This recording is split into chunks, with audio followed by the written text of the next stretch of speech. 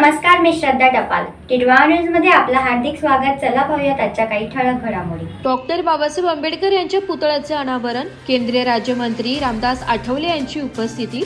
मुंबईतील पवई IIT येथे महामानव बोधिसत्व भारतरत्न डॉक्टर बाबासाहेब आंबेडकर यांच्या पूर्णाकृती पुतळ्याचे अनावरण केंद्रीय सामाजिक न्याय व अधिकारिता राज्यमंत्री रामदास आठवले यांच्या हस्ते करण्यात आले.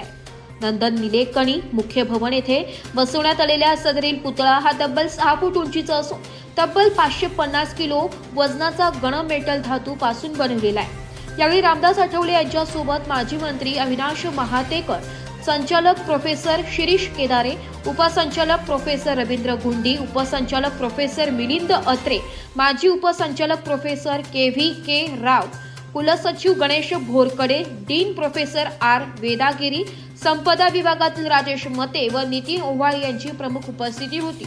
सदरील पुतळा बसविण्यासाठी आलेल्या अडचणींचा पाढा विलास बेलेकर यांनी मांडला.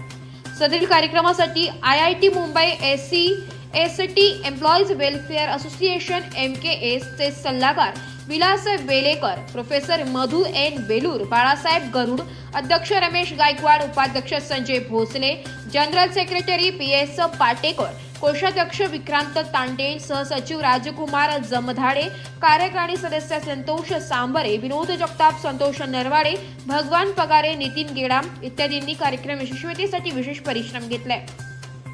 Bureau report, Titwala news, Titwala.